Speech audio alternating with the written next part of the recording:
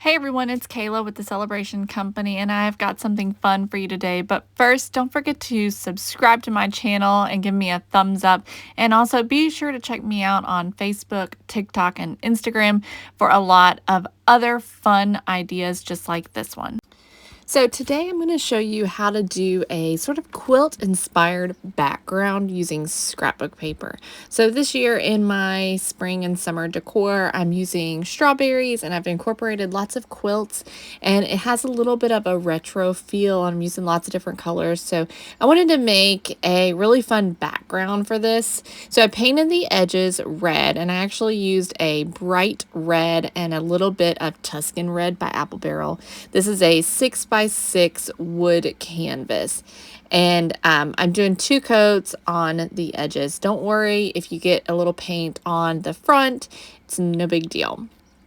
Okay, so now I've chosen lots of different types of scrapbook paper. I have plaids, florals, polka dots. I went with things that looked vintage to me, that had a little bit of a vintage fabric feel, and I'm cutting strips. Now I am not cutting these all the same width.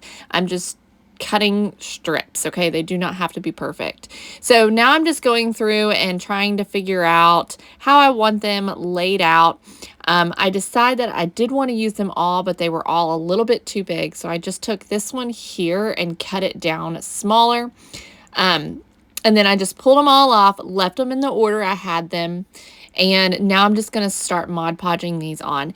Now, I chose to not worry so much about the placement and the order that they were in, because I feel like with an old quilt, it's super random.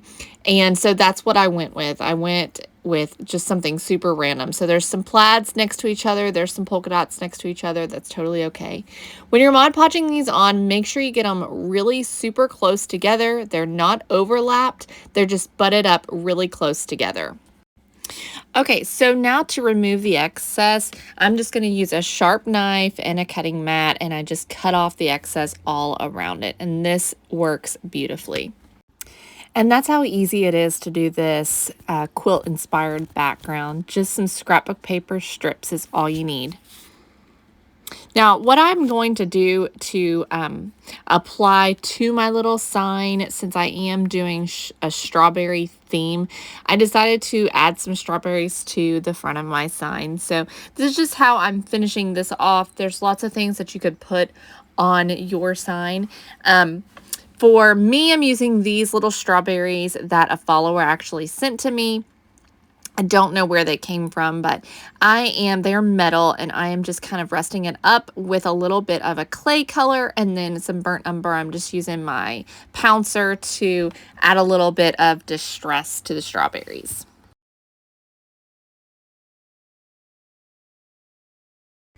Now it's super cute just like that, but I am going to use a little bit of burlap just to help the strawberries stand out a little more. So I'm just gluing them directly to a piece of burlap, and then I'm going to cut around and leave about a 1/4 of an inch or so around the outside.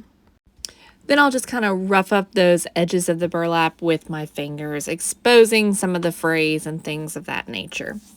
So then I'll just glue this down to my gorgeous quilted background. And then I'm just going to do one last thing to kind of finish this off, and that is we're going to take the pouncer that I used on my strawberries, and I'm just going to go around the edges of the canvas to just kind of help things stand out a little bit more and make it look a little aged and older. And here it is in all of its vintage glory.